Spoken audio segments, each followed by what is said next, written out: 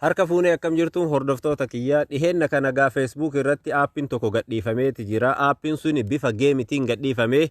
Aappii san pileey godhee namoonni hedduun seenaati jira. Join yookiin inter irratti taa'aa jirtanii. Aappiin kun barreeffama bifa kanaan isinii baasa afaan Amaaraa fi afaan Oromootiin jira.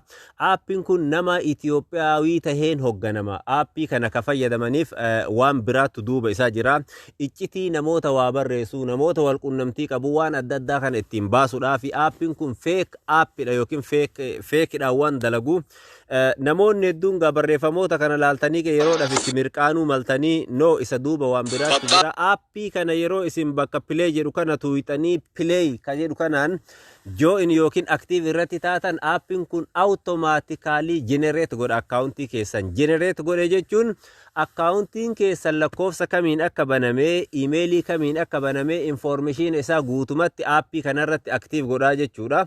Kanaafuu isin wajjiin seenanii fayyadamuu ni danda'an. Ammallee haaka godhuudhaaf parasantii 99 haala mijeesseefii jira jechuudha. Aappiin kun kanaaf jecha namoonni hedduunis irraa dubbataa jiranii aappii kana active irratti gootanii yoo seentan dafaati akkaawuntii keessanirraa remove godha.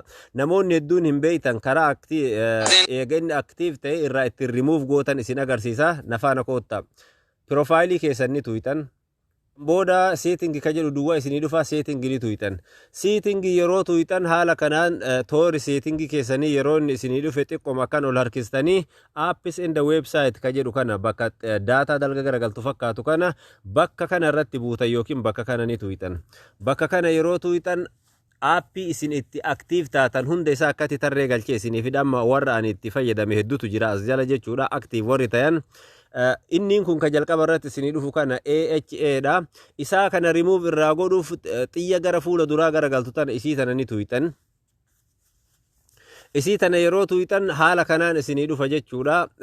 Amma remove irraa godhuu barbaanna waan ta'eef jecha remove ka jedhu kanatti ni buutan yookiin isaa kana ni tuuytanii.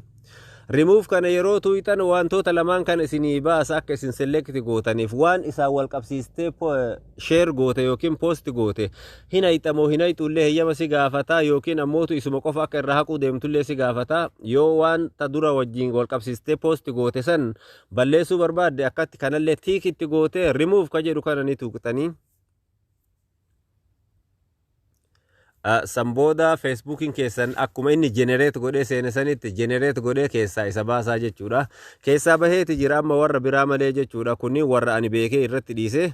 Haala kanaan ofirraa remove gochuu ni dandeettanii. Aappiin kun aappii nama Itiyoophiyaatiin hoogganamu aappii feekidha. Feekidhaan bifa qalbii nama hawatuun seenaniitiniin information kenna keessaa namoota waa barreessan waa dubbata warra akkanaa kana automatically internet isaanii yookiin akkaawuntii isaa generate godhee keessaa information fuudhanii wajjin seenanii yookiin haak godhuu danda'an isiniin jedha. Horaa bulaa deebana.